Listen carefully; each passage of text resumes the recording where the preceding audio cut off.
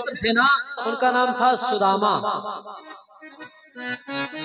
इसमें प्राप्त होता है कि सखा कश्चित, कोई उनका मित्र था। ब्राह्मणों ब्रह्मवित्तमा, ब्राह्मण मिल रहा है, ब्राह्मण देवता मित्र थे भगवान कृष्ण कन्हैया के। और आज कैसे हैं? विरक्त इंद्रियार्थेषु, अपनी इंद्रियों से विरक्त रहते हैं, केवल भगवान की याद किया करते हैं। उनको दुनिया से कोई मतलब नहीं। देखो भाई, ब्राह्मण का कर्म भी होता है भिक्षा मांगना, लेकिन कभी ब्राह्मण भिखारी नहीं होता है। ब्राह्मण 5 घरों में जाता है और बस 5 घरों से जाकर के भिक्षा लेता है। यदि मिल गया तो ठीक, नहीं मिला तो ठीक।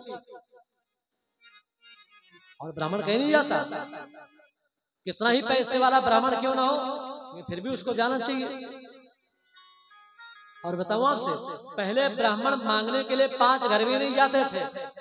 पहले तो एकादशी आ जाती थी ना, पूर्णिमा आ जाती थी ना, अमावस्या आ जाती थी ना, लोग अपने घर से सीधा निकालते थे। जो पुराने लोग होंगे उनको इस बात की जानकारी। उनकी माताएं, बूढ़ी दादी अम्मा अपने घर से सीधा निकालती थी और उस सीधा में फल, दक्षिणा, दाल, चावल, आटा, फल, सब्जी, तेल सब रख करके ब्राह्मण के घर में भिजवा देती थी। बोले जाओ, जाकर के ब्राह्मण को दे आओ। आज भी होता है क्या ऐसा? अरे पंडित जी आप खुदे खाने के लिए ठिकान नहीं, हम दूसरे को भला क्या दें। पहले होता था और आज भी होता है, ऐसा नहीं होता है, आज भी होता है, लेकिन बहुत कम संख्या में। और किसी दिन हो चाहे ना हो, लेकिन जिस समय पर खिचड़ी आती है ना 14 तारीख को, 15 जनवरी को, उस दिन उसी की परिपाटी का पालन करते हुए लोग अपने यहाँ पर थोड़ा खिचड़ी रख लिया और जो घी हुआ थोड़ा सा घी भी रख लिया और उसी में एक नींबू भी रख लिया और नींबू के बाद उसमें थोड़ा सा एक फल भी रख लिया, उसी में कुछ दक्षिणा भी रख लिया। लिखने के बाद बेटे का बोले जाओ घर में 5 घर तो कम से कम दे ही आओ। आज भी वो क्रम चल रहा है। और इतने नहीं, हम लोग जब कभी गंगा स्नान करने के लिए जाते थे ना, तो बढ़िया खूब सीधा पिसान लेकर के जाते थे और गंगा जी के किनारे जाकर के अगर पूरी सब्जी बना करके ले जाते हैं ना, तो किसी संत को खिलाते। जैसे आप यहाँ पर महाराज जी आए थे ना, मंजुल दास जी महाराज, उन्होंने याद किया कि मैं तो माता जी से, मम्मी से 15-20 वर्षों से परिचित हूँ, क्योंकि वो कार्तिक के महीने में गई थी और पूरी पुआ बना करके ले गई थी और उन्होंने हमको छत के ऊपर खिलाया था।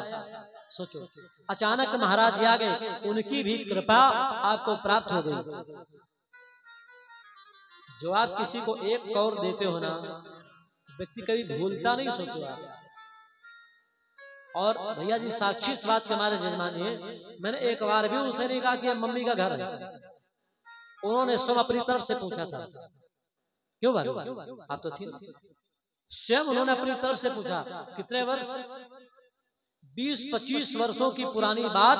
और वो यहाँ पर आकर के जब इधर से बनारस से लौट रहे थे वृंदावन से, उन्होंने पूछा आप कहाँ पे हो? मैंने कहा मैं तो यही घुरवारा में हूँ, कथा चल रही। बोले मैं तो इधर रायबरेली से लखनऊ निकल रहा हूँ। बोले आप रायबरेली से यहाँ चले जाओ घुरवारा, और घुरवारा पर आकर के आप इधर से निकल जाओ। उनका एक आश्रम यहाँ पर बालेश्वर मंदिर में भी बन रहा है। और जैसे उनको पता लग गया, अरे अच्छा वो मम्मी का घर है क्या जिन्होंने हमको पूरी पुआ खिलाया था। मैं केवल जो बात कहना चाह रहा हूँ कि लोग लेकर के जाते थे गंगा जी के किनारे, किसी न किसी व्यक्ति को साधु रूप दे करके लोग खिलाते थे।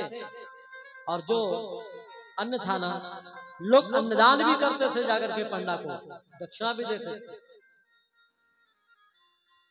आज भी नियम तो है ही कुछ ना कुछ, लेकिन पहले ऐसा नहीं। पहले हर पूर्णिमा को, हर अमावस्या को, हर एकादशी को दान मिल जाता था। ऐसे सुदामा जी महाराज विरक्त इंद्रियार्थेषु, कोई ज्यादा लालच नहीं, आडंबर दिखावा नहीं, केवल भगवान के चरणों से प्रेम। सुदामा जी महाराज, लेकिन आपसे निवेदन करूं, कोई व्यक्ति कभी गरीब की ओर देखना चाहता है क्या? देने वाले किसी को गरीबी न दे, मौत दे दे, मगर बदनसीबी न दे। दुनिया का सबसे बड़ा दुख आप जानते हो क्या? जो व्यक्ति गरीबी में पला, आप उससे पूछो, सबसे बड़ा दुख दरिद्रता होती है। लोग उसकी ओर देखना तक नहीं चाहते। और सबसे बड़ा सुख एक ही चौपाई में बाबा तुलसीदास जी ने दोनों को लिख दिया, नहीं दरिद्र सम, नहीं दरिद्र सम, दुख जग माही,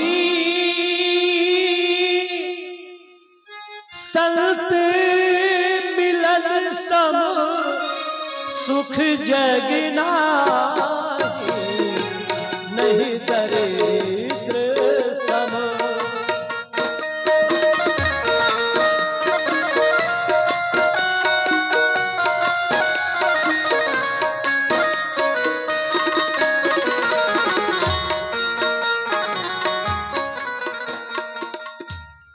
दरिद्रता के समान दुनिया में भैया कोई दुख नहीं होता।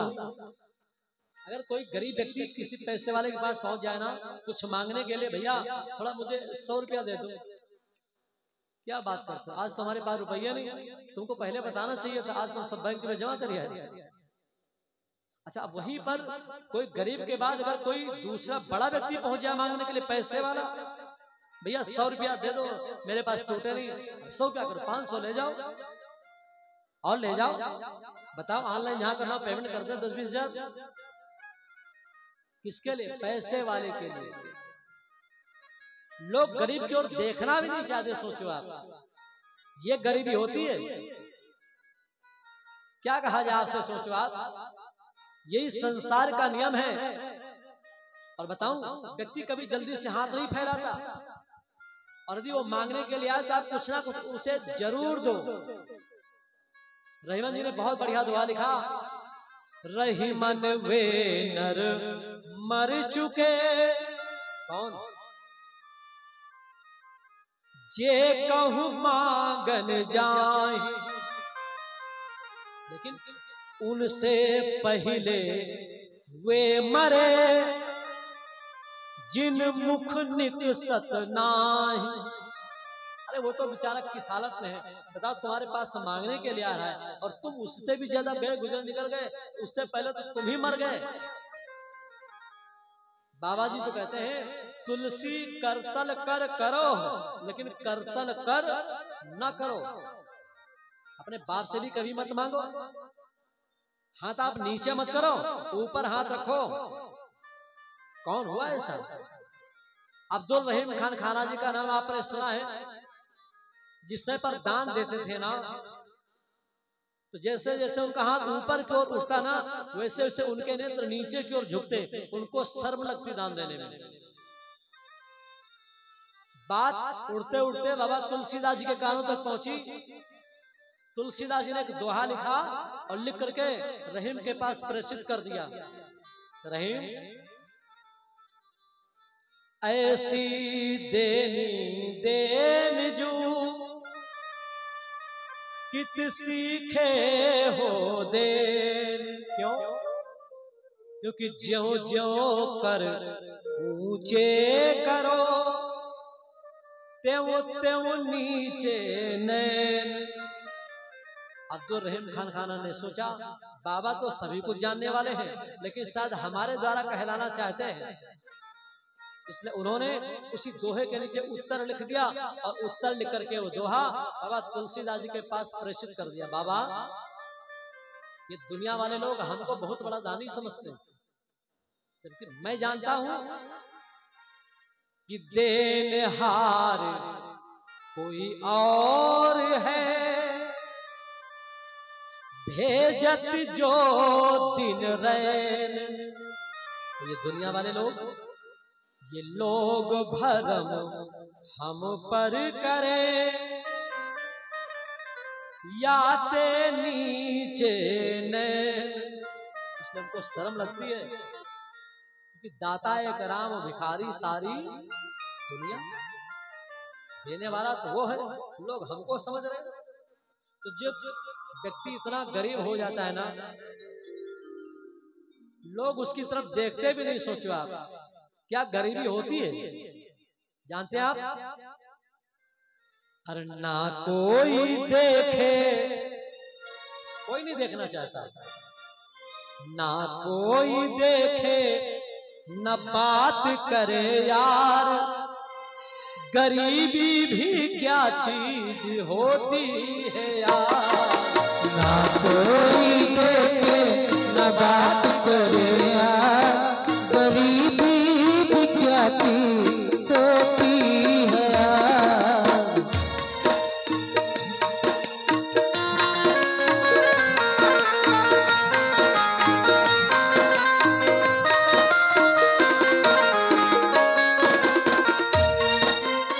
ना कोई देखे न बात करे यार, गरीबी भी क्या चीज होती है यार। क्यों? आंखों से बहती है आंसुओं की धार, आंखों से बहती है आंसुओं की धार।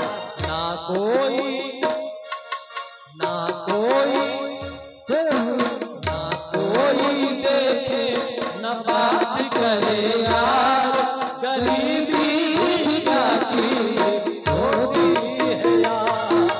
ना कोई देखे न बात करे यार, गरीबी भी क्या चीज होती है यार।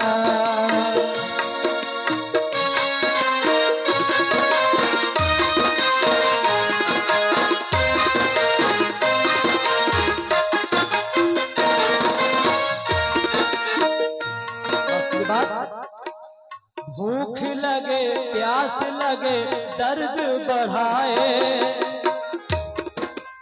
भूख लगे प्यास लगे दर्द बढ़ाए, कोई भी गरीब के कभी पास न आए।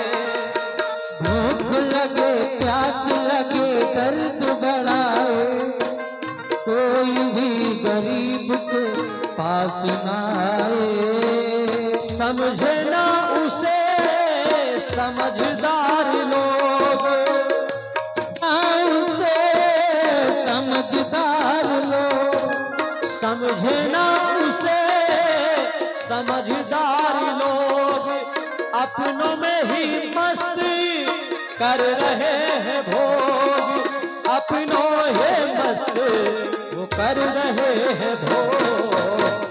और वो बेचारा अरे दर दर पे जाके है कर रहे पुकार, दर दर पे जाके कर रहा पुकार, गरीबी क्या चीज होती है यार। ना कोई देखे न बात करे यार, गरीबी भी क्या चीज होती है यार।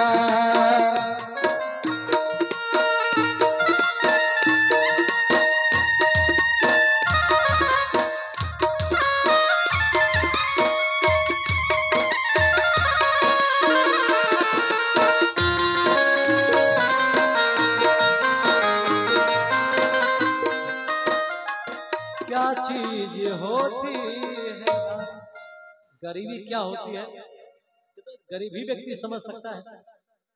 सुदामा जी महाराज किसी से कोई मतलब नहीं दुनियादारी से, बस केवल अपनी धुन में मस्त, बस ओम नमो भगवते वासुदेवाय भगवान का नाम जप किया करते।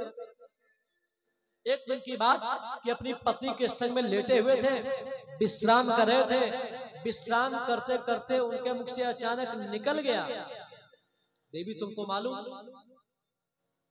हमारा एक मित्र है जिस मित्र का नाम है कृष्ण कन्हैया।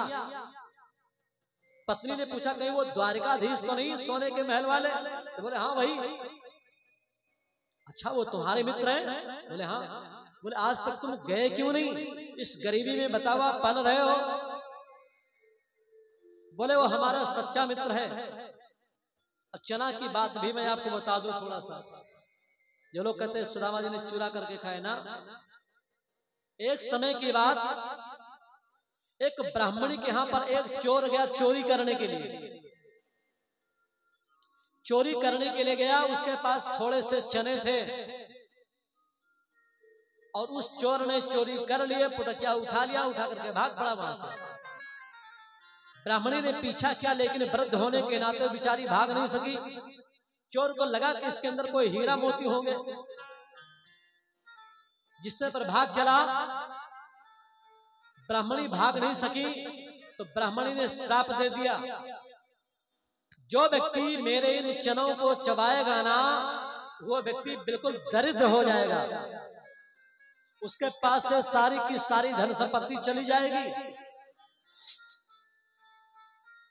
वो चोर चोरी करके भाग रहा था, जिसमें पर थोड़ा दूर आगे पहुंचा तो यहीं पर गुरु सांदीपन मुनि की कुटिया के बगल से गुजरा। जैसे खोल करके देखा चना, तो पोटली बांधी वही फेंक दिया आश्रम में। कोई लड़का बच्चा चबा लेगा, अन्न है, अन्न का अपमान करना नहीं चाहिए, तो उसे बांध करके पोटली फेंक दिया। और पोटली ठीक वहां पर जाकर के गिरी जहां पर गुरु माता जी अपने बच्चों के लिए भोजन की व्यवस्था करती थी। संयोग बस उस दिन कुछ था नहीं, और उस दिन लकड़ी तोड़ने की समिधा लाने की व्यवस्था कृष्ण और सुदामा जी की थी। ले जाओ जंगल से समिधा लेकर के आओ।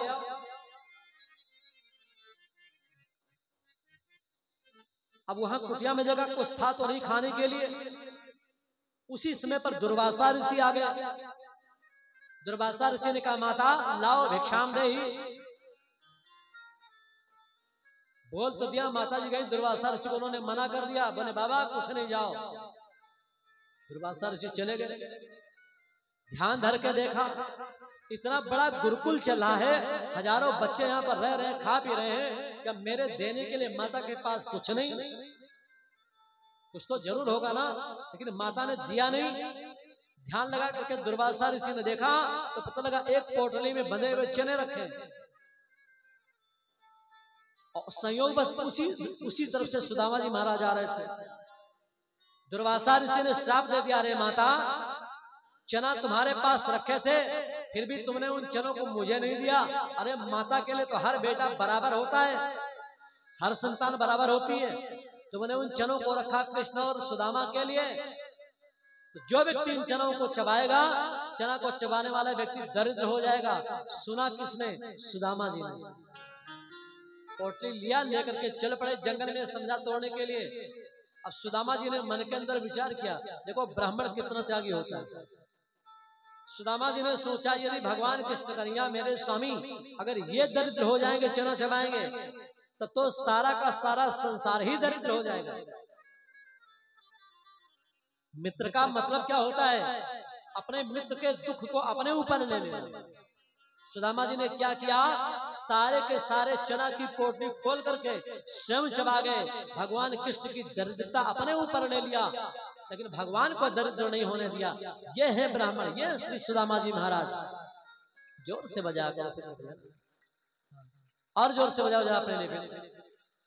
ऐसे श्री सुदामा जी महाराज है, सोचो आप, जिन्होंने स्वयं तो दरिद्र होना स्वीकार कर लिया, लेकिन कन्हैया को अपने मित्र को दरिद्र नहीं होने दिया। आज इस समय पर जिसने पर पत्नी से कहा ना, बोले वो हमारे मित्र हैं, तो उस समय पर पत्नी ने कहा, बोले आप चले जाओ श्याम सुंदर के पास और उनका दर्शन करके आओ। क्यों? मैंने सुना है जो व्यक्ति उनके दरबार में जाता है ना, उस व्यक्ति के सारे दुख दर्द दूर हो जाते हैं। बहुत पुराना भजन, आप लोग भी जरा एक बार गाओ। हमने सुना है कि दरबार में मुरली, दरबार में मुरली वाले के दुख दर्द मिटाए जाते हैं। दरबार में मुरली वाले के दुख दर्द मिटाए जाते हैं।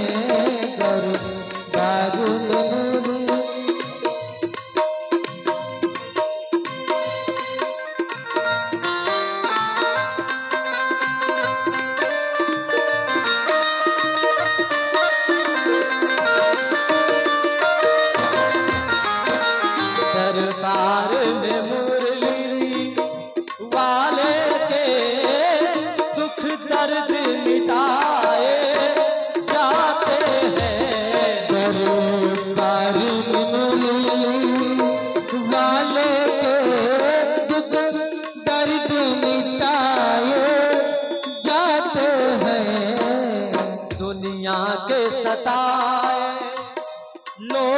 वहाँ दुनिया के सताए लोग वहाँ सीने से लगाए जाते हैं, दुनिया के सताए।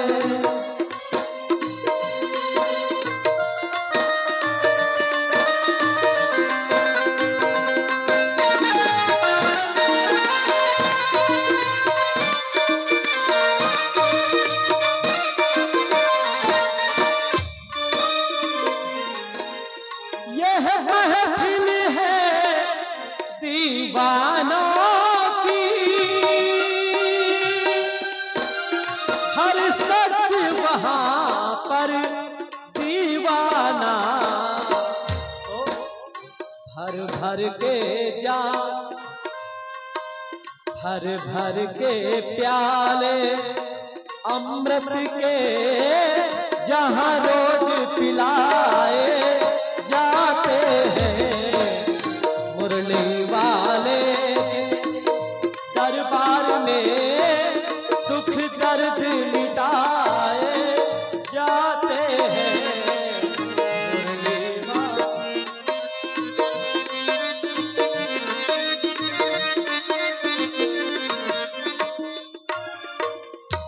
मैंने सुना है कृष्ण के दरबार में जो व्यक्ति एक बार चला जाता है ना, उसके सारे के सारे दुख दर्द दूर हो जाते हैं।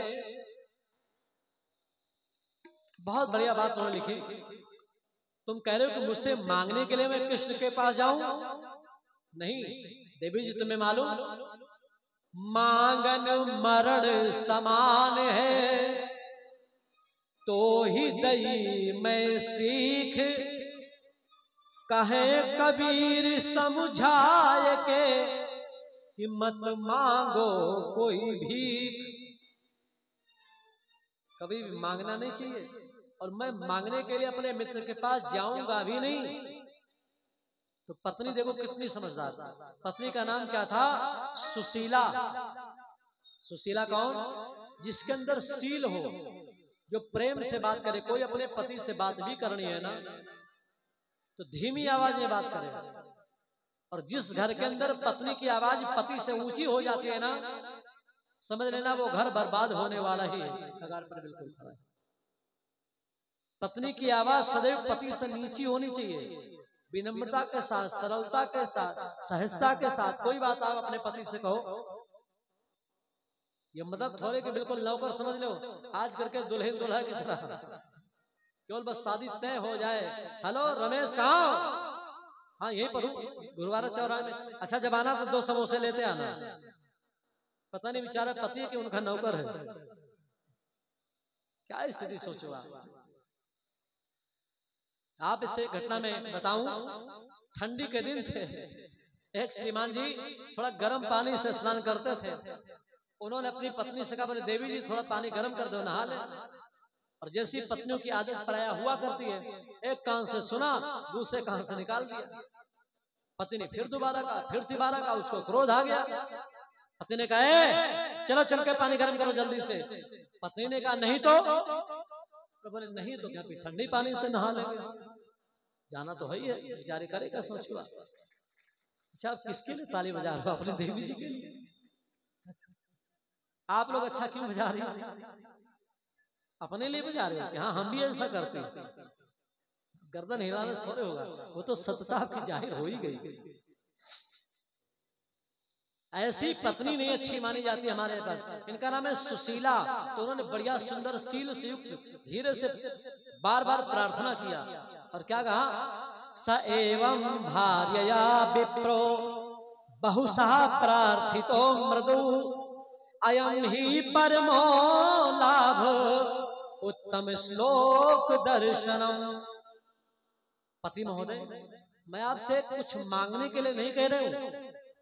मैं तो चाहती हूं कि बस केवल आप जाओ और जा करके श्याम सुंदर का दर्शन कर लो। बस आप दर्शन करके चले आओ।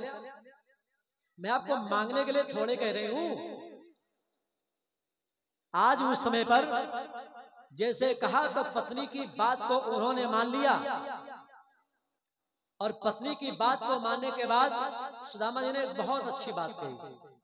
सुदामा जी ने कहा, देवी तुम्हें मालूम मैं कृष्ण से बड़ा हूं, मैं कृष्ण से बड़ा हूं, इसलिए कभी मुझे जाना चाहिए तो खाली हाथ नहीं जाना चाहिए। वहां पर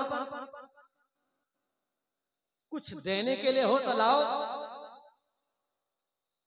कितने स्थान ऐसे होते हैं जहां पर व्यक्ति को खाली हाथ नहीं जाना चाहिए, आप जान लो। गुरु, वैद्य और ज्योतिषी, देव, मित्र, बड़राज, इन्हें भेंट बिन जो मिले तो हो ये न पूर्ण काज। 6 स्थान ऐसे होते हैं जहां पर व्यक्ति को भैया कभी खाली हाथ नहीं जाना चाहिए। अपने आप कभी मित्र के यहां पर जाओ, खाली हाथ मत जाओ।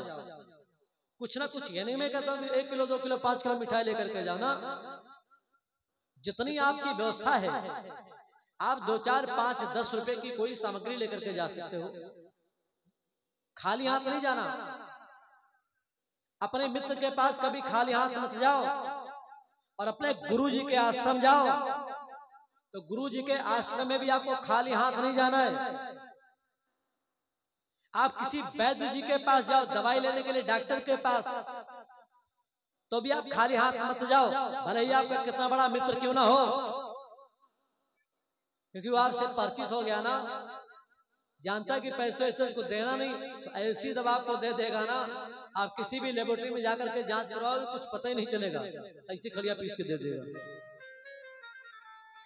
और कभी भी आप जब किसी ज्योतिषी के पास जाओ विचरवाने के लिए, पंडित जी थोड़ा पत्रा खोलो, देखो लड़का कहीं मोल में तो नहीं पैदा हुआ, वहां पर भी आपको खाली हाथ नहीं जाना चाहिए। इतना ही नहीं, जब आप किसी मंदिर में जाओ भगवान का दर्शन करने के लिए तो भी खाली हाथ मत जाओ। भले आप 1 लोटा जल लेकर के जाओ, जल नहीं है, रास्ते में तुलसी का वृक्ष पड़ता है, 1 तुलसी का पत्ता तोड़ लीजिए। अगर कहीं पुष्प लगे हुए हैं तो आप पुष्प तोड़ लीजिए। ये खाली हाथ कभी नहीं जाना भगवान के मंदिर में, देवताओं के पास। और यदि आप किसी अपने बड़े राजा के यहाँ पर जा रहे हो तो भी खाली हाथ आपको नहीं जाना चाहिए। और इतने नहीं, जब आप कभी अपनी बेटी के यहाँ पर जाओ तो बेटी के यहाँ पर भी आप खाली हाथ मत जाओ। क्यों? आप तो गए चले आए और उसके बाद 10 बातें उस बेटी को सुननी पड़ती हैं। आए थे इनके माता पिता है तो बहुत पैसा वाले, लेकिन कुछ नहीं लेकर गए, खाली हाथ हिलाते चले आए। और इतना ही नहीं, जब आप कभी अपने भी घर आओ और आपके घर में छोटा सा बच्चा है ना, भले 1 रुपया की टॉफी लेकर के आओ। क्यों? जिससे पर आप बाहर से आए, साइकिल चला करके, जैसे आपने साइकिल बाहर खड़ी किया, घंटी बजाई, लड़का दौड़ा, पापा आए पापा आए पापा आए, और पापा बेचारे खंगरावा मुसर खाली हाथ खड़े, 1 रुपये की टॉफी न लाए। बताओ पापा ही कि पापा ही? कौन है? पापा है कि पाप? अरे 1 रुपया की आप टॉफी लेकर के आओ और अपने बच्चे को दो, गोदी में आप लेते हो, सारी की सारी आपकी थकावट दूर हो जाती। लड़का वैसे हो नहीं तो जिससे पर लड़का जब आप टॉफी खोल करके देते हो ना, आपने देखा होगा, आप बच्चे को दोगे, बच्चा सबसे पहले आपके मुंह में डालता है।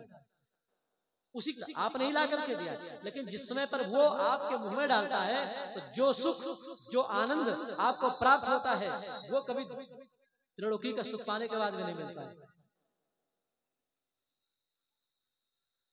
इसे सब कुछ तो हमें भगवान ने दिया है। और आपका तो भगवान ने तो हमको दिया है, भला भगवान को कहे दे नहीं, जो कुछ भगवान ने आपको समर्पित किया है, दिया है, उसी में से कुछ आप लेकर के भगवान के दरबार में पहुंचो। आज उस समय पर सुदामा जी की पत्नी सुशीला गई पड़ोस के घर में, और पड़ोस के घर में उन्होंने मांगा क्या? देखो गरीबी क्या क्या न करवावे आदमी से। बोली कर जोरी करो बिनती तुमसे, एक बात कहो विपदा की सताई, और तुम जानी गरीबनी की जो कृपा, तुमसे हम है कछु मांगने आई। क्या चाहिए? बोली शेर सवाब के चाउर देहु, पर देने को पास हमारे न पाई। इसके बदले में तो हमसे लीजो पिसाई, कबो पिसना तुमसे इनकार करे हम नाई। आज आप मुझे चावल दे दो। देखो पड़ोसी ने भी कैसी थी, पड़ोसी ने कहा क्या बताऊं, चावल तो कुछ अच्छे नहीं कुटे, कुटवाने गई थी लेकिन टूट गए, कनकी बची। बोले वही दे दो। बदले में बोले मैं आप आ करके मैं कभी आटा पीस दिया करूंगी, ये गरीबी होती। अपना अचर फैला दिया और उसने चावल, अपने चावल आप ला करके चढ़ाए भगवान। वो मांगने के लिए पड़ोस में गई, 4 मुट्ठी चावल ला करके उसने दिया। और जब तक मैं आप लोगों से निवेदन करूं, जो लोग भी अपने अपने घर से चावल लेकर के आए हो ना, यहीं पर ला करके आप चढ़ा सकते, भगवान को छुआइए और कहिए श्री कृष्णार्पणमस्तु। जो लोग लेकर के आए हो अपनी अपनी पुटलियां निकालो, ला करके सीधा भगवान को छुआओ, यहीं पर मेज पर रख दो। या भैया खेली जी आपको यहाँ पर एक बोरी ला करके रख दो, उसी बोरी में सब डालते जाओ, है ना। सबसे पहले जजमान जी को लाओ और उनको चावल ला करके दिलाओ। आज जो माता है सुशीला जी मांगने के लिए गई पड़ोस के घर में। आप सभी लोग भी गाइए, जब तक आप सभी लोग चावल उतने ही गाने में जल्दी से चढ़ा दीजिएगा। सभी लोग जो लोग लेकर के आए हो, सबसे पहले परीक्षित जी के द्वारा चढ़ेंगे, फिर आप लोग चढ़ेंगे, ठीक। सुदामा जी ने तो सबसे पहले अपनी पत्नी को समझाया, बोले सुनो देवी जी, अरे मड़ई मदिनवा बितौबे पगली। हम कभी भगवान के पर नहीं जाएंगे, क्योंकि हमारे लिए तो हमारे सब कुछ। मड़ई मदिनवा बितौबे पगली, भूल हरि के दुआरे नाही जइबे पगली।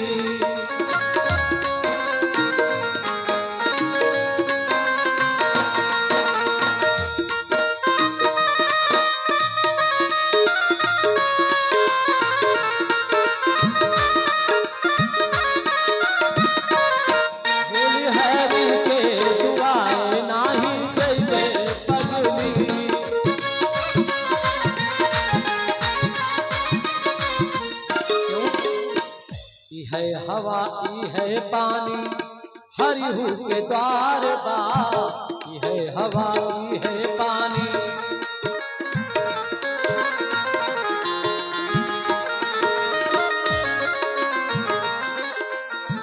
महल अटारी उनके मड़ई हमारे बा, महल अटारी उनके ऊंचे हरि नीचे न दिखौबे पगली। ऊंचे हरि नीचे न दिखौबे पगली, भूल हरि के दुआरे नाही जइबे पगली।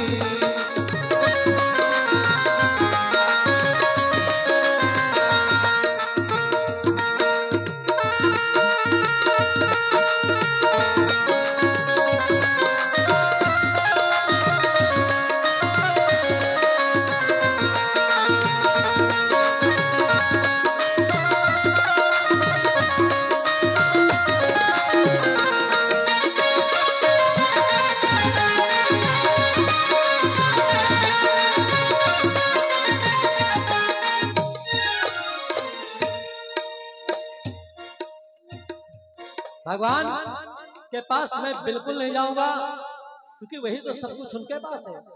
सोचो जरा, जब मैं उनके पास जाऊंगा उस समय पर लोग पूछेंगे श्याम से ये कौन, तो उनको बताना पड़ेगा कि ये हमारे मित्र हैं। तो सोचो उनकी कितनी बड़ी बेइज्जती होगी, उनकी तो नाक ही कट जाएगी। अरे जो हवा यहाँ पर है, जो पानी यहाँ पर है, वही तो भगवान के वहां पर भी है। फिर मैं मांगने के लिए क्यों जाऊं? फिर मैं उनसे बड़ा हूँ। हाँ, अगर तुम कुछ मुझे ला करके दे दोगी तो मैं जरूर जाऊंगा उन्हें देने के लिए। आज सुदामा जी की पत्नी पड़ोस के घर में गई, अपने आंचल को फैला दिया, और आंचल को फैलाने के बाद जिससे पर मांग रही है ना, पड़ोसी ने 4 मुट्ठी चाउर उसे ला करके दिया। सोचो पत्नी कितनी समझदार। पत्नी ने 4 प्रकार के टुकड़े अलग अलग बांधे इतने जीर्ण शीर्ण अवस्था में फतेहपुरा में, जिससे कि मेरा पति बहुत स्वाभिमानी है, ये भगवान से बताएगा नहीं, लेकिन वो तो सबकी जानने वाले हैं ना। जैसे देखेंगे 4 टुकड़ों में 4 प्रकार के 4 घर के चावल, तो उससे पर समझ आ जाएगी। और आज मांग रही है क्या कि सखी मांग। आप भी साथ आओ ना, आप क्यों बैठे भाभी जी? अरे आप अकेले बैठे, अकेले भेज देती हो। मांग करके तो उन्हीं को ला करके देना है ना। और आप बताओ पीछे बैठे वस्त्र भी ले आओ। हाँ आइए, और आकर के छुआ करके भगवान को सुनाइए और बोलिए कृष्णार्पणमस्तु। उसी में कुछ पैसे भी चुपके से डाल दीजिए, है ना। मांग रही पत्नी क्या कि सखी मांगो तो से अचरा पसारी दई दे, सखी मांगो तो से अचरा पसारी दई दे।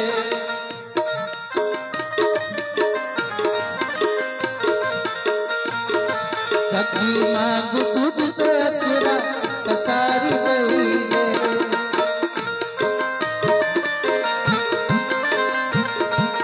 सखी मांगो तो से अचरा पसारी दई दे, सखी मांग तुझसे अचरा पसारी दई दे। मोहे हुई मुट्ठी चावल उधार दई दे, मोहे हुई मुट्ठी चावल उधार दई दे। सखी मांगो तो से अचरा पसारी दई दे, सखी मांगो तो से अचरा पसारी दई दे। परीक्षित जी के चढ़ चुके हैं, आप लोग बैठे क्यों? सभी लोग उठिए, जल्दी आइए, एक एक करके चढ़ाते जाइए और करके अपने अपने जगह पर पुनः बैठते जाइए। सुदामा जी की पत्नी कह रही है क्या तुम्हें मालूम आज मैं क्यों मांगने के लिए आई? कि जाय रहे हैं पति हमारे जगत पति के द्वारे, जाय रहे हैं तुम्हारे पति के द्वारे, जाय रहे हैं पति हमारे जगत पति के द्वारे, जाय रहे हैं। भेज दिए का काने कौड़ी नाही पास हमारे, भेज दिए का बैठ जाइए, भेज दिए का काने कौड़ी नाही पास हमारे।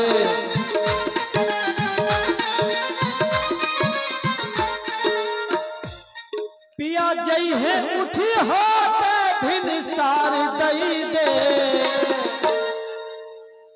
पिया जई है उठी हाथ भिन सार दई दे। सखी मांगो तो से अचरा पसारी दई दे, सखी मांग तो से अचरा पसारी दई दे।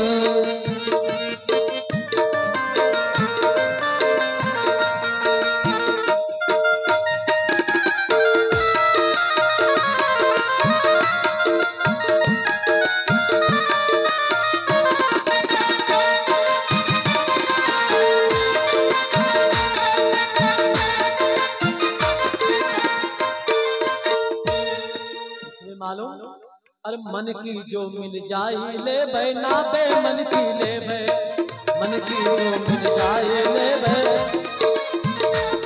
और राम कसम तुम्हारी कनकी की कनकी कनकी दे भय, राम कसम तुम्हारी कनकी।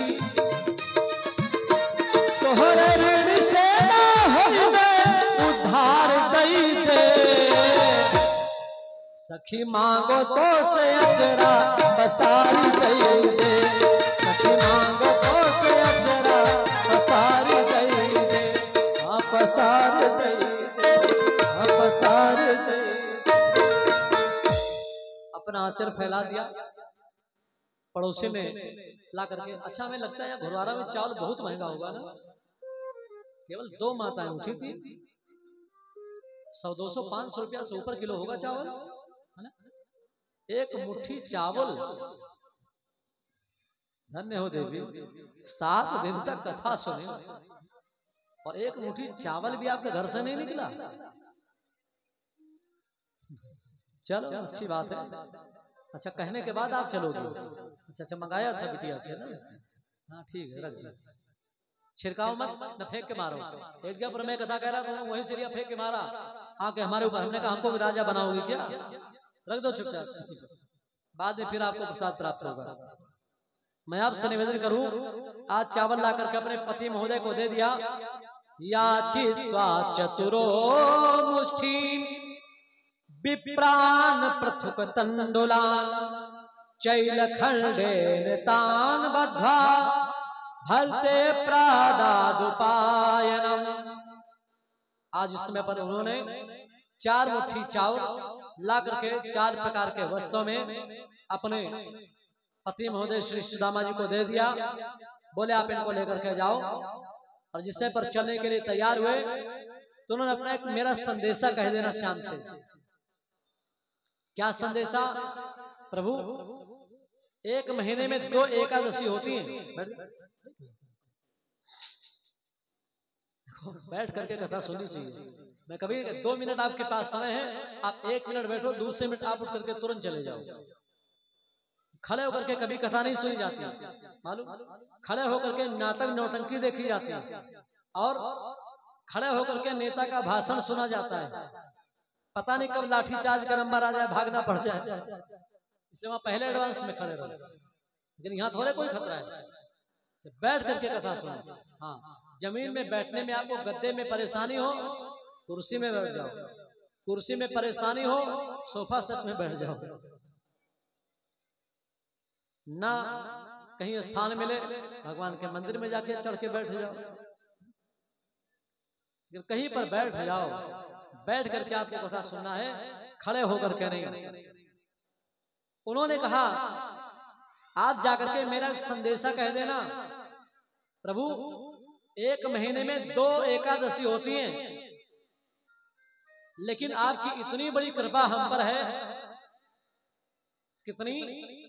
1 मास 2 पाख में 2 एकादशी होही, और सो प्रभु दीन दयाल ने नित प्रतिबक्षी मोहि। प्रभु दुनिया वाले लोग तो केवल 2 एकादशी करते होंगे, लेकिन आपकी इतनी बड़ी कृपा हम पर है कि हमारे यहाँ पर तो प्रतिदिन एकादशी मनाई जाती है। खाने के लिए कुछ है ही नहीं, इसलिए आप ये मेरा संदेशा जाकर के कह देना। सुदामा जी ने उन चावलों की पोटकी लिया और उसको लेकर के चल पड़े श्याम सुंदर से मिलने के लिए। एक लेन आप लोग भी गाओ, बहुत पुराना गीत है। आज बोल लो, अगर कल कहे बिल्कुल मत बोलना। हाँ, आज सभी लोग बोलो, गाओ। चले श्याम सुंदर से मिलने सुदामा, और गाते चले मन में हरे कृष्ण श्यामा। गए श्याम सुंदर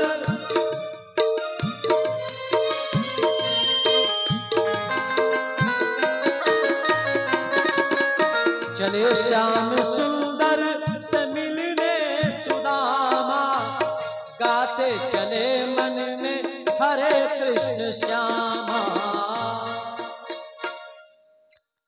ज्यादा मत गाओ, नहीं परेशान हो जाओगी, गला पड़ जाएगा। इसका भी ध्यान रखना है। मौसम देख रहे हो कितना चढ़ा हुआ है, थोड़ा गला भी सुरक्षित रखो, है ना। कितने कंजूस लोग बताओ बोलने में भी भगवान का नाम। आज एक श्रीमान मिले, बोले पंडित जी। हमने कहा हाँ बताओ भैया। आज तो आखिरी है ना। हमने कहा किसकी आखिरी? हमारी तो है नहीं। बोले नहीं आपकी आखिरी नहीं, वो आज कथा का अंतिम दिन होगा ना। हमने कहा आपके लिए कथा का अंतिम दिन है, और हमें आज यहाँ बंद, कल से फिर सुल्तानपुर में कहना है, वहाँ देवी भागवत कहना है, यहाँ केवल भागवत चल रही। अब पर्चा मेरा देखिए, 10 तारीख से जाना था, 3 दिन तो आप क्या पर मैं एक्स्ट्रा दे रहा हूँ आपके लिए बंद। कभी भी कथा अंतिम दिन नहीं होता, कथा का सदैव विश्राम दिवस होता है। यहाँ पर आप यहाँ पर विश्राम है, दूसरी जगह पर कथा फिर शुरू। अंतिम दिन नहीं, आखिरी दिन नहीं। आज इससे पर सुदामा जी महाराज चल पड़े, कोई साधन नहीं, पैरों में पाहन नहीं, कोई जूती नहीं। सुदामा जी महाराज चले जा रहे सोचते हुए, अच्छा क्या तब डामर रोड बनी थी क्या? कोई हाईवे एक्सप्रेस वे बना था क्या? पहले तो कितने कितने कंडका कीर्ण मार्ग होते थे, जंगलों में कांटे पत्थर सब बिखरे। आज मान लो सड़क की व्यवस्था हो गई।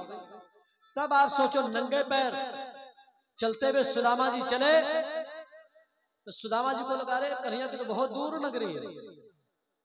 सुदामा जी मन के अंदर सोच रहे हैं क्या, अरे श्याम दूर नगरी,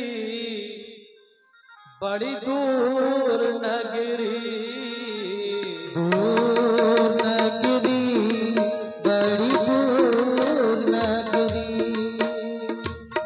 दूर नगरी, बड़ी दूर नगरी, दूर नगरी, बड़ी दूर नगरी। कैसे आऊं मैं कन्हाई, कैसे आऊं मैं कन्हाई, तेरी द्वारिका नगरी, बड़ी दूर नगरी, दूर नगरी, बड़ी दूर नगरी।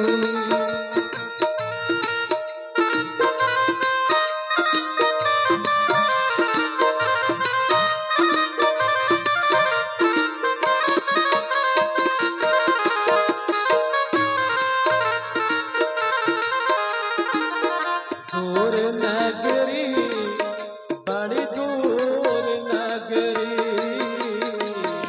दूर नगरी, बड़ी दूर नगरी। कैसे आऊं मैं कन्हाई, कैसे आऊं मैं कन्हाई, तेरी गोकुल नगरी, बड़ी दूर नगरी, दूर नगरी।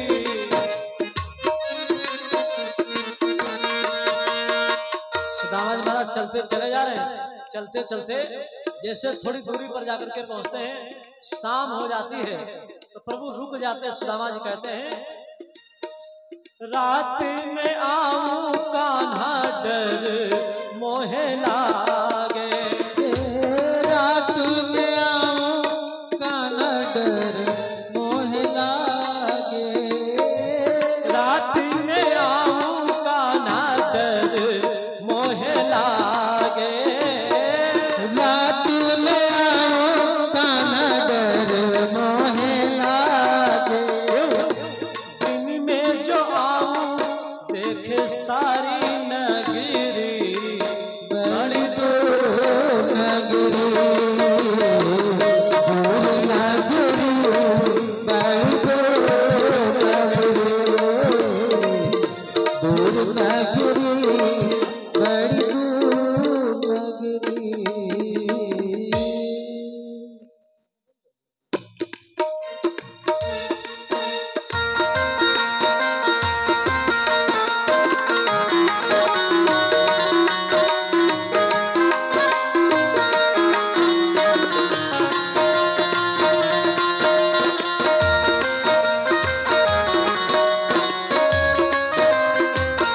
कैसे आऊं मैं कन्हाई, तेरी गोकुल नगरी, दूर नगरी, बड़ी दूर नगरी। आज आपके समक्ष हमारी डॉक्टर साहिबा सुषमा द्विवेदी जी, और साथ में हमारे आदरणीय सम्मान्य भैया श्री अनिल द्विवेदी जी घुरवारा बाजार, आपका भी मंच के माध्यम से स्वागत होना है। शीघ्रता के साथ आप हमें कथा में व्यवधान अधिक ना उत्पन्न हो। दोनों लोगों का स्वागत मंच के माध्यम से हो रहा है। आइए। श्री राम जय जय राम, श्री राम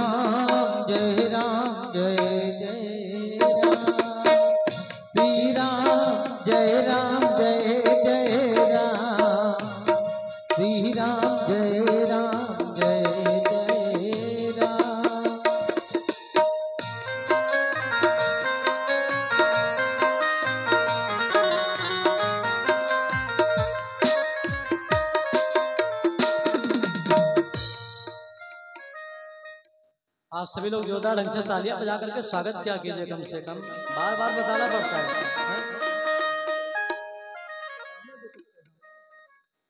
आइए आप डॉक्टर साहिबा जाइए।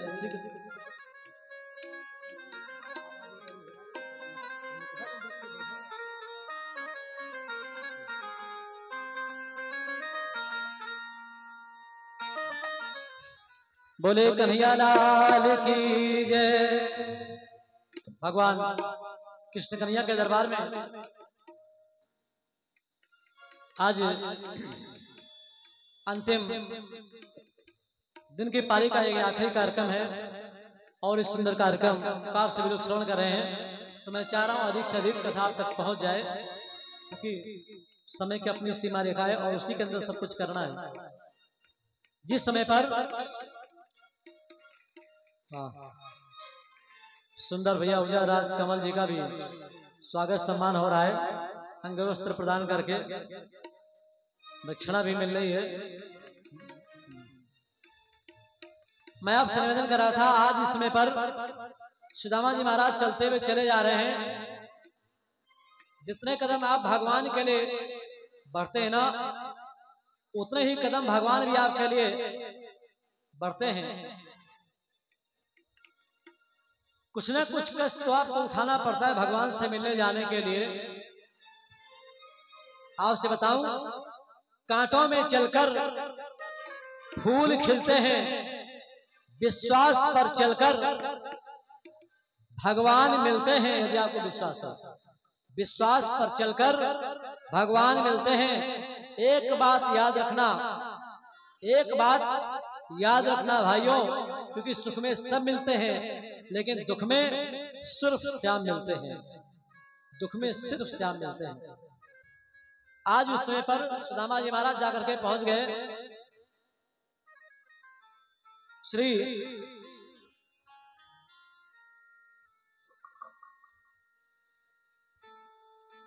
सुदामा जी जिस समय पर जाकर के अंदर पहुंचे, लोग कहते हैं पहरेदारों ने रोक दिया। अरे द्वारपालों, कन्हैया से कहते ना, ये सब गलत बातें हैं, किसी द्वारपाल ने नहीं रोका। सुदामा जी महाराज अन्यान्य ब्राह्मणों के साथ एक ड्योढ़ी, दो ड्योढ़ी, तीन ड्योढ़ी, चार ड्योढ़ी, पांच ड्योढ़ी, 7 ड्योढ़ी पार करने के बाद सीधे सीधे भगवान के कक्ष में पहुंच गए। ब्राह्मणों के लिए कोई पहरेदारी नहीं होती थी। सोचो आप, जहां पर मैया रुक्मिणी देवी के साथ श्याम सुंदर बैठे हुए थे, वहां पर जैसे ही देखा, दीन बंधु ने दौड़ पड़े और दौड़ करके उन्होंने सुदामा जी को अपने हृदय से लगा ली, चरणों में गिर पड़े। क्योंकि भगवान का नाम है दीन बंधु, धन बंधु नहीं, रूप बंधु नहीं है, जन बंधु नहीं है, बल बंधु नहीं है।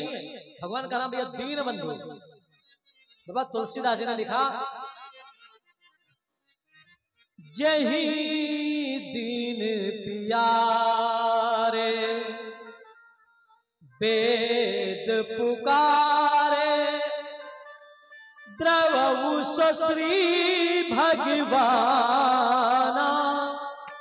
भैया जी यहाँ पर उधर, इनको मंच पर भी लाकर के इनका स्वागत करो। बहुत बढ़िया साउंड बजा रहे हैं सभी लोग, जोरदार तालियां इबारत के साउंड के लिए बजाओ। आज जो काम इनको पहले दिन करना चाहिए, आज वो आखिरी दिन कर रहे हैं।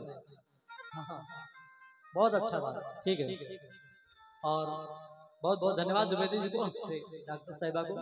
आज तो प्रतिदिन कथा में आती थी, लेकिन आज मैं देख रहा हूँ और पूर्व से भी मैं आपसे परिचित हूँ, इसलिए पर्चा आ गया। लेकिन केवल पर्चा से नहीं काम चलना था, खर्चा भी तो आवश्यक था, और खर्चा के साथ साथ कुछ चर्चा भी आवश्यक था। क्योंकि आप हैं डॉक्टर साहिबा, जिनको दवा इलाज कराना होगा तब से इसी बहाने आपके पास जाएंगे। जय श्री राधे। बहुत तेज आप लोग बोल रहे हो भाई। अरे इतना तेज मत बोलो कि कान का पर्दे फट जाए, थोड़ा सी ताकत लगाइए। बोले कन्हैया लाल की। वाह, बहुत बढ़िया, तेज, ठीक। भगवान कृष्ण कन्हैया ने जैसे देखा तो करुणा सागर प्रभु दीन दयालु रोने लगे सुदामा जी की हालत को देख करके। नरोत्तम दास जी ने उसका वर्णन किया कि ऐसे बिहाल बिवाइन सो पग कंटक जाली लगे पुनी जोए, हाय महादुख पायो सखा तुम आए इतना की ते दिन खोए। देखी सुदामा की दीन दशा करुणा करी के करुणा निधि रोए, और पानी परात को हाथ छुयो नहीं नैनन के जल सो पग धोए। पानी परात ने हाथ तक नहीं लगाया।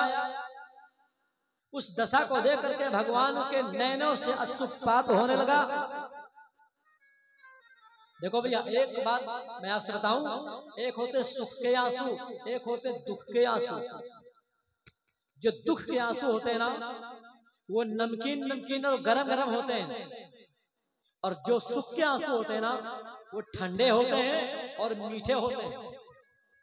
आपको विश्वास ना हो, जब कभी आपके जीवन में दुख पड़े और जब आंसू निकले तो आप एक उंगली में लेना, लेकर के चाट करके देखना, हाँ पता लग जाएगा आपको कि मैं सच कह रहा हूं या गलत। भगवान आज उस हालत को देखने के बाद रोने लगे कि भगवान तो रहीम जी ने लिखा कैसी प्रीत करना चाहिए। रहीमन प्रीति सराहिए भैया मिलत होत रंग दून, जो जर्दी हरदी तजे और तजे सफेदी चून। आप देखो ये सब जरा सी हल्दी माता लेती, थोड़ा सा चूना ले लेती टीका करने के पहले। आपने चूना को हल्दी में मिला दिया, 2 बूंद आपने जल गिरा दिया। 1 मिनट के बाद आपसे कोई व्यक्ति कहे भैया वो पीली वाली हल्दी बाहर कर दो और सफेद वाला चूना बाहर कर दो, हो सकता है क्या? नहीं। ऐसे ही भगवान है। रहीमन प्रीत न कीजिए जस खीराने की, ऊपर से तो दिल मिला लेकिन भीतर फाके 3। ऐसी भी दोस्ती होती है क्या? नहीं। आज इसमें पर देखो मित्रता कैसी करनी चाहिए। एक उर्दू के शायर ने बहुत बढ़िया बात लिखी। उसने लिखा कलम बढ़त सूखत हरफ, हरफ माने शब्द, जिससे पर कलम आगे चलती है ना, कलम बढ़त सूखत हरफ, यही प्रीति को मूल, जो अक्षर सूखे नहीं तामुख झोंको धूल।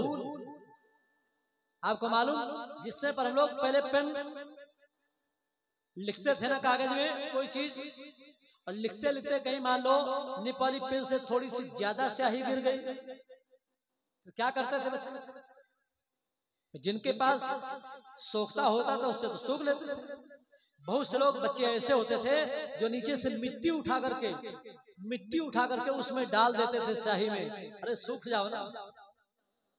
आज तुम पेन से अलग हो जाने के बाद भला तुम सूखे क्यों नहीं?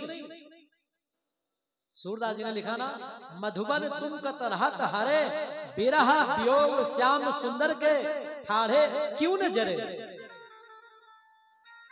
पहले तुम बहुत प्रेम करते थे लेकिन आज श्याम सुंदर बताओ तुमको छोड़ करके चले गए और तुम अभी भी वैसे वैसे हरे के हरे बने हो। शिकायत करती थी गोपियां, सोचो आप। आज उस समय पर भगवान ने क्या किया, सुदामा जी के चरणों को धोया। चरणों को धोने के बाद उन्होंने चरणोदक लिया। चरणोदक पान करने के बाद सुदामा जी को अपने आसन पर, सिंहासन पर बिठाया, और बिठाने के बाद उनसे पूछा भैया आज बहुत दिनों के बाद आपने कृपा किया, इतने दिनों के बाद आपने कृपा किया, आप अभी तक नहीं आए, कारण क्या था? लगता है हमारी भाभी बहुत आपको प्रेम करती है। सुदामा जी ने सोचा कहीं इसको पता तो नहीं लग गया कि चावल दिया भाभी ने। और सुदामा जी उस चावल को अपने बगल में पोटली में दबाए। सोचो उतनी दूर से चल करके आ रहे हैं तो कितना पसीना बहागा। सोचो कितना शरीर गर्म रहा होगा तो उसी पसीने में सोचो वो चावल पक गया होगा। जैसे आप बद्रीनाथ धाम जाते हो ना, वहां पर तप्त कुंड गौरी कुंड में लोग चावल बांध करके उसी के अंदर डाल देते हैं, चावल पक जाते हैं। या हरिद्वार में जाते हो, हर की पैड़ी में फ्रिज नहीं है, लोग क्या करते हैं 1 किलो आम लिया और आम लेने के बाद एक कपड़े में बांधा और बांध करके गंगा जी में लटका दिया वहीं पर घाट में। 10 मिनट के बाद बिल्कुल आम ठंडे हो जाते हैं, बिल्कुल फ्रिज के शरीर से। आज उन्होंने पूछा सुदामा जी, ये तुम्हारा ये हाथ कुछ फूला फूला नहीं नजर आ रहा है, भगवान की नजरों से कोई व्यक्ति बच सकता है क्या? सुदामा जी ने कहा भैया दरअसल इतनी दूर से चल करके आ रहे हैं ना, इसलिए हो सकता है कि हाथ फूल गया हो। भगवान कहा रहे चल करके व्यक्ति आता पैरों से, अगर फूलना होता तो पैर फूलते, तुम्हारा हाथ भला कैसे फूल गया? लाओ अगर हाथ फूल गया है तो इसको थोड़ा सा दबा दो। तब तक मैया रुक्मिणी देवी तब कहीं सोचो गरम जल लेकर के आई, जब यहाँ प्रभु अपने नेत्रों के जल से पैर धो चुके, तब जब धो चुके तो मैया रुक्मिणी ने कहा जल बेकार करे, हाँ ले जाओ। मैया रुक्मिणी देवी ने ब्राह्मण देवता के चरणों में प्रणाम किया, प्रभु ने आशीर्वाद दिया सुदामा जी ने। दूसरे ने प्रणाम किया, सुदामा जी ने पुनः आशीर्वाद दिया। सुदामा जी ने पूछा भगवान कृष्ण कन्हैया से, भैया आपने शादी किया कि नहीं किया? भगवान कृष्ण कन्हैया ने कहा भैया यहां से लेकर के कठिगर तक, मुंशीगंज तक, जहां तक नजर जाए सबकी सब अपनी है। सुदामा जी विचार कर अपनी, बोले हाँ क्यों? एक प्रणाम करके हटे 10 खड़ी, 10 हटे 100 खड़ी, 100 हटे 1000 खड़ी, 1000 हटे 10,000 खड़ी पैर छूने के लिए। बोले सवाब की? बोले हाँ। अब सुदामा जी ने आशीर्वाद देना शुरू किया, पुत्रवती भव, सौभाग्यवती भव, सताय भव। आवाजें बंद हो गई। सोचो बिना खाए पिए बेचारे भला कब तक बोलते, कब तक आशीर्वाद देते, और बोलने में कितनी मेहनत पड़ती है तो जो व्यक्ति बोलता है वही जानता है। सुदामा जी ने आशीर्वाद देना बंद कर दिया। कन्हैया क्यों देखा? बोले कन्हैया भैया हमको आप यहाँ से कहीं बाहर ले चलो इन देवियों के बीच से। कन्हैया ने कहा देखो भाई सारी की सारी देवियों से हाथ जोड़ा, बोले ऐसा करो आप सब लोग मानसिक प्रणाम कर लो। सब लोगों ने हाथ जोड़ करके मानसिक प्रणाम कर लिया। विप्रही प्रणाम मन ही मन कीन्हा, आशीर्वाद विप्र तब दीना। आशीर्वाद मिल गया, सारी की सारी रानियां चली गई, मात्र मैया रुक्मिणी देवी सत्यभामा आदि 8 पट रानियां रही। कहने लगी बहन देखो इस ब्राह्मण ने कौन सा व्रत पूर्ण किया होगा जो आज बताओ इसके लिए इतने आंसू बहा रहे हैं।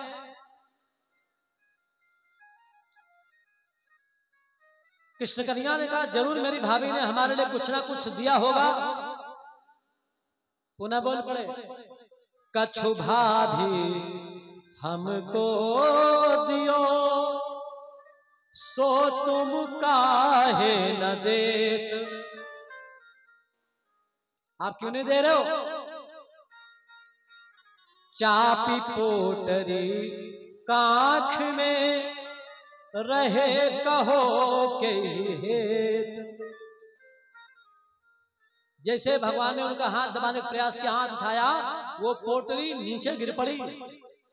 जैसे गिर पड़ी इतना सड़ा हुआ वस्त्र जीर्ण पट फट छुट पड़े, बिखर गए तही ठौर, जमीन पर बिखर गए। जब बिखर गए भगवान कृष्ण कन्हैया प्रसन्न हो गए। वाह भैया किमुपायन मानीतम ब्रह्मन में भवताग्रहात्। आप तो बहुत अच्छी चीज लेकर के आए। ये चावल तो हमको बहुत अधिक प्रिय है। भगवान जगन्नाथ में आप जाते हो, वहां से आप क्या लेकर के आते हो?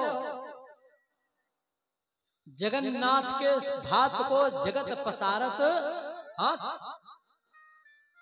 जगन्नाथ भगवान कौन? वही कृष्ण कन्हैया तो है। बोले आप चावल लेकर के आए, बहुत अच्छा लगा। और बताऊं, जैसे आप यहाँ पर मानता है ना, एकादशी के दिन चावल नहीं खाना चाहिए, एक दिन पहले चावल नहीं खाना चाहिए, एकादशी के दूसरे दिन चावल नहीं खाना चाहिए। एकादशी जी गई भगवान जगन्नाथ के पास, एकादशी ने कहा प्रभु आज एकादशी है, आज चावल नहीं बनना चाहिए।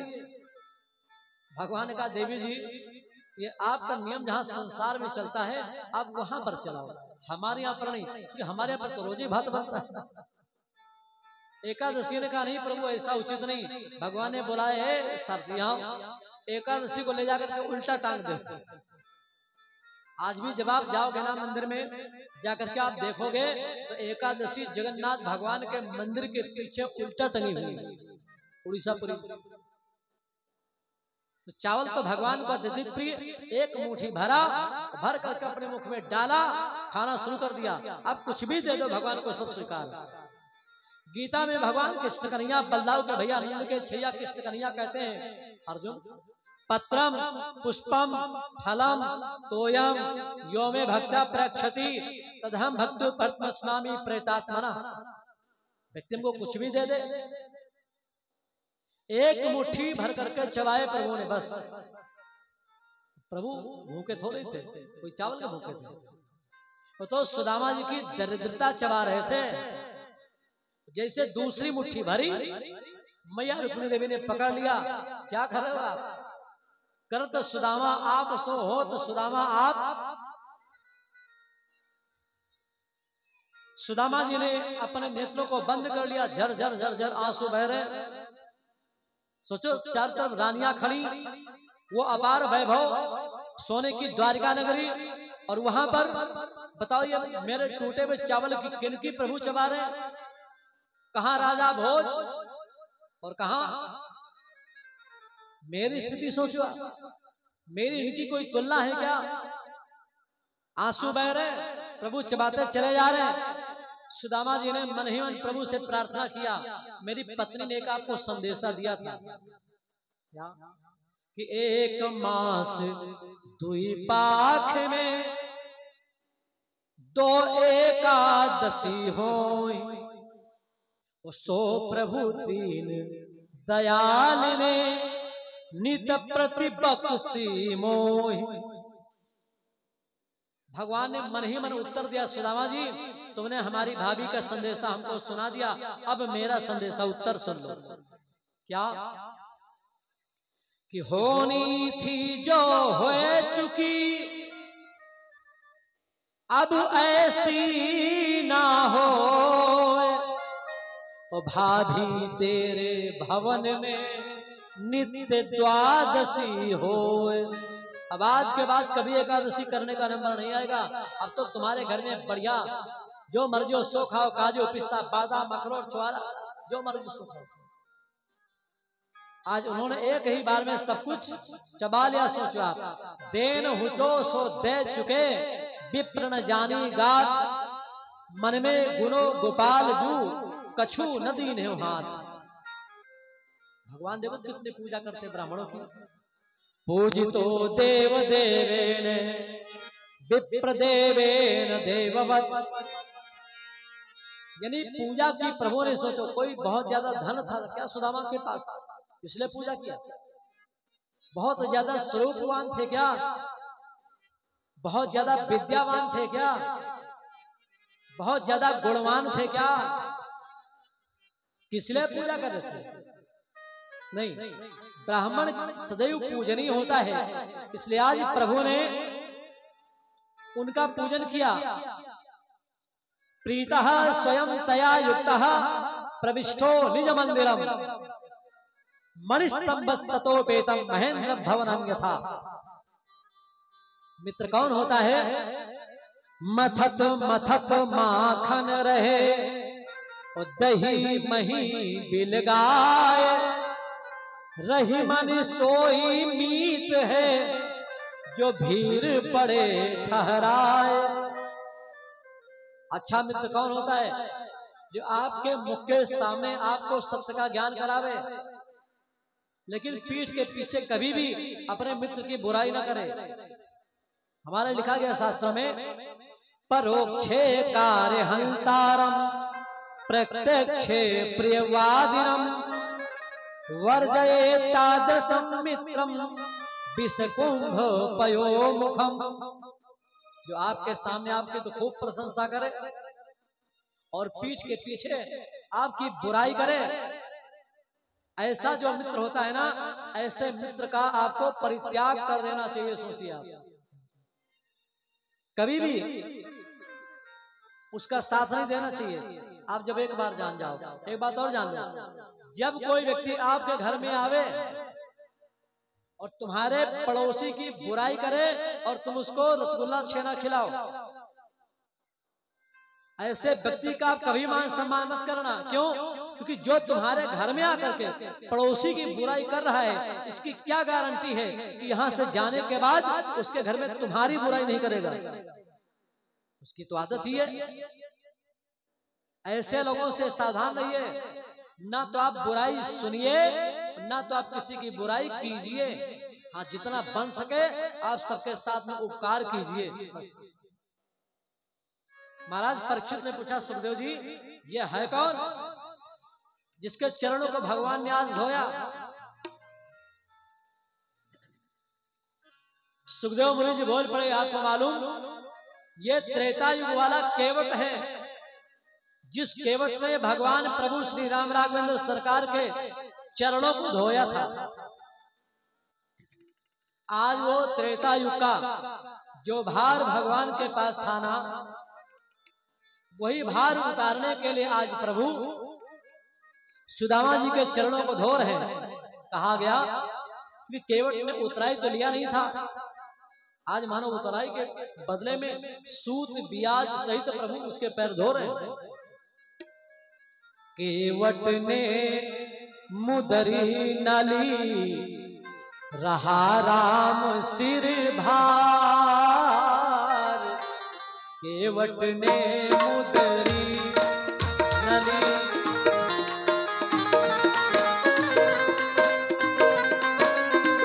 केवट ने मुदरी नली रहा राम सिर भार। बना सुदामा विप्र वो वैभव बना अपार। रे भैया वैभव मिला अपार।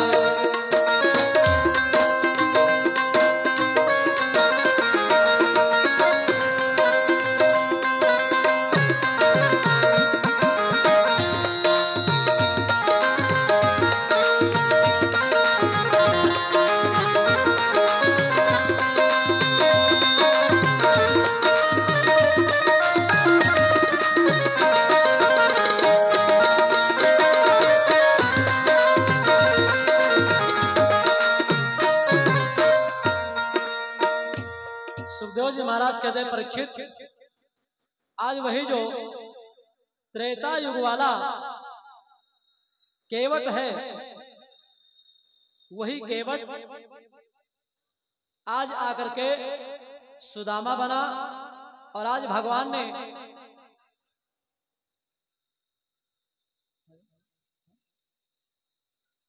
उसके चरणों को धोया और इस प्रकार से प्रभु ने उसको अपार वैभव प्रदान कर दिया।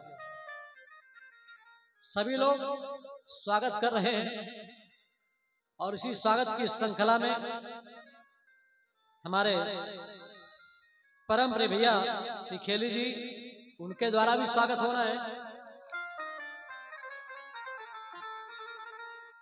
जिनके द्वारा सुंदर फूलों की व्यवस्था हो रही है। सारे कलाकारों का, आचार्यों का स्वागत करेंगे। तो थोड़ा सा समय वो भी लेते हैं, तो उसका हम सभी लोग आनंद लेंगे। धन्यवाद। और साथ में निवेदन करूं, या जजमान जी, परीक्षित जी, आपका भी स्वागत सम्मान होना है, क्योंकि आप तो सबका सम्मान प्रतिदिन कर रहे हो कलाकारों का। सुंदर माला मिली है, अभी माल मिलना बाकी है। केवल माला से थोड़े काम चलेगा। आचार्य जी का स्वागत सम्मान और भैया श्री जो हमारे जय हो, आप इधर यहाँ पर बुला ले या वहीं पर जाके माला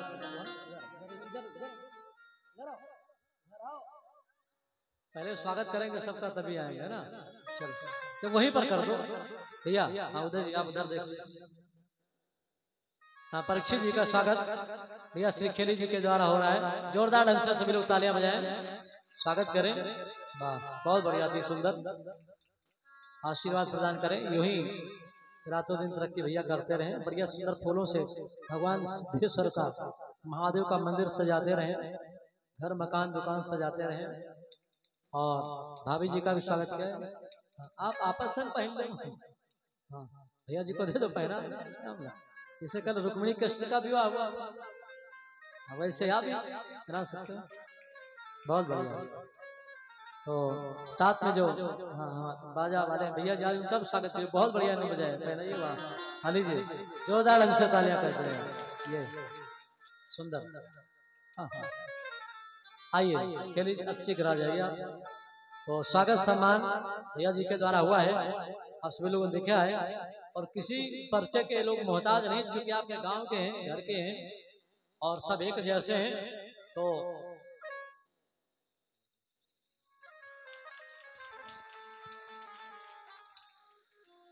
बोले कन्हैया लाल की जय। बहुत सुंदर, धन्यवाद है भैया जी को। कितना अच्छा लगता है जब अपनों के द्वारा अपनों का स्वागत होता है, सम्मान होता है। परीक्षित जी का भी स्वागत हो रहा है, सम्मान हो रहा है। हमारे कलाकार बंधुओं का भी स्वागत सम्मान हो रहा है। उधर चैनल का भी स्वागत सम्मान हो रहा है। आचार्य जी का भी स्वागत हो रहा है। आप जानते हो किसी भी कार्यक्रम को बनाने के लिए कितनी मेहनत पड़ती है। किसी आचार्य को कहां से बुलाना पड़ता है, किसी कलाकार को कहां से बुलाना पड़ता है। कोई लखनऊ से आ रहा है, कोई अयोध्या से आ रहा है, कोई चित्रकूट से आ रहा है, कोई सिसंडी से आ रहा है, कोई बंडे से आ रहा है।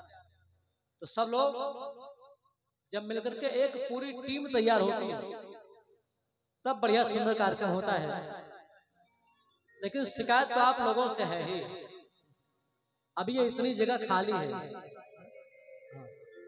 इतने लोग गुरुद्वारा में हैं क्या? होंगे तो और लोग भी। इधर भी पंडाल तो पूरा भरा हुआ है, भीड़ भी कसके है।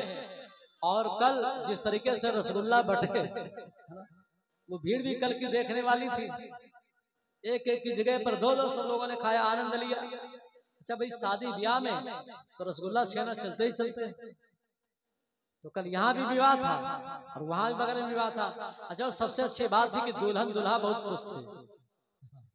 आप लोगों ने देखा था ना, दूल्हे से पूछा गया भाई तुमको पसंद, बोले बिल्कुल पसंद। दुल्हन से पूछा गया, उसने भी हिला दिया, हमको भी पसंद। कितना बढ़िया दिव्य अवसर था। ये अनोखे पल, ये अनमोल क्षण जो आपके इस कैमरे में कैद हो गए हैं ना, इनको जब आप कभी एकांत में देखोगे और जब आप महसूस करोगे तो आपको बहुत आनंद आएगा कि हम भी यहाँ पर इस कार्यक्रम का हिस्सा थे। जब आप कभी इस चैनल को देखोगे, अपनी फोटो आप देखोगे कि भाई हम भी कथा सुनने के लिए वहां पर गए थे। और क्या बताऊं, बहुत से ऐसे लोग हैं जो आज हमारे मध्य में नहीं है।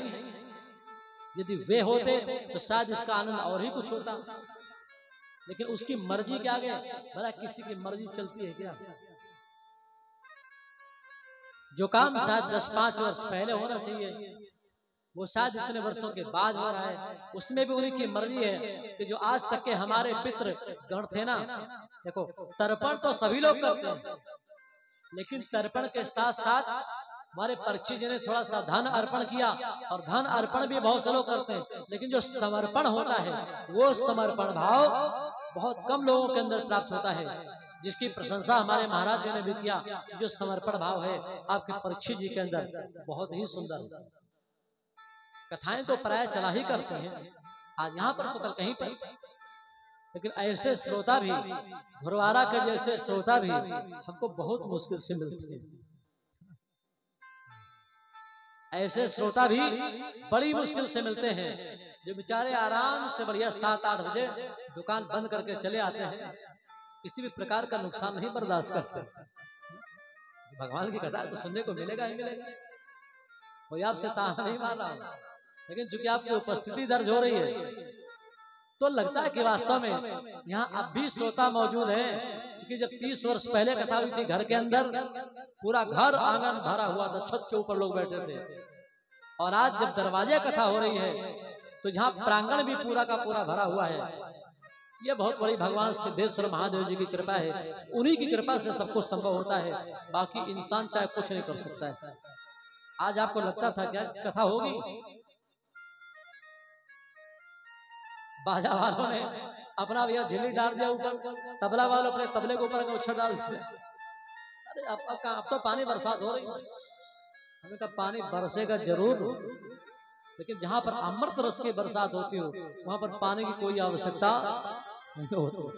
पानी बरसेगा, पहले दिन भी बरसा गुरुद्वारा के बाहर चला गया, तो यहाँ पर भी आपके कथा के समय पर कभी बरसा हो तो बताओ, बरसात तो लगातार होती रही नहीं। भगवान कभी भी अपनी कथा में विघ्न आने ही नहीं देते, सोचो आप। तो ये भगवान शंकर जो बैठे हैं सिद्धेश्वर जी, जब उनकी इच्छा होगी तभी तो कुछ होगा ना। आइए मैं कथा की ओर चलूं बहुत शीघ्रता के साथ, क्योंकि आज समय भी खैर अभी है, तो आधा घंटा भी और समय बचा है, 10 बजने में प्रयास करूंगा कि उसी के अंदर ही हो जाए, कुछ आगे भी बढ़ जाए, कोई मुकदमा थोड़ी दायर करोगे हमारे ऊपर। बोले कन्हैया लाल की। और ऐसा लगता है वास्तव में आप सब लोग आ गए तो दिल के सागर में लहर आई है, नैन वातन में खुशी छाई है, धन्य धरती हुई इस प्रांगण की, और आप आए बहार आई है, आप आए बहार आई है। आप आए बहार आई, जल की फुहार आई, इसलिए जोरदार अपने लिए तालियां बजाओ एक बार। हाँ। आप आए बहार आई, बढ़िया सुंदर जल की फुहार आई। तो भगवान की बहुत बड़ी कृपा है जो 7 दिन तक निर्विघ्न बिना विघ्न आए हुए आपकी सुंदर कथा पूर्णाहुति की ओर अग्रसर है। कल तो भंडारे का आयोजन है। मैं आपसे निवेदन करूं, एक समय की बात सारे के सारे ऋषि लोग समुद्र के तट पर एकत्रित हुए और उन लोगों के मन के अंदर एक बात आई, ब्रह्मा विष्णु शंकर, इन तीनों में सबसे बड़े देवता कौन? और ये किसी ऋषि मुनि के अंदर भावना नहीं जागृत हुई। उन्होंने इसलिए किया क्योंकि कलयुग में आने वाले लोगों के मन के अंदर ये भावना जागृत होगी। कोई कहेगा हमारे शंकर जी बड़े, कोई कहेगा हमारे विष्णु जी बड़े, कोई कहेगा हमारे ब्रह्मा जी बड़े। तो हम लोग पहले से ही निर्णय करके दे दें। किसको तैयार किया गया? भृगु महर्षि को। सरस्वती नदी के तट पर सारे के सारे ऋषि मुनि लोग एकत्रित हुए। भृगु महर्षि को भेजा, बोले जाओ आप जाकर के परीक्षा लेकर के आओ, सबके हालचाल बताओ। भृगु जी गए और वहां पर सबसे पहले ब्रह्मा जी के पास गए। ब्रह्मा जी के पास जिस समय पर गए उन्होंने प्रणाम नहीं किया। जब प्रणाम नहीं किया तो ब्रह्मा जी को आ गया क्रोध, अरे हमारा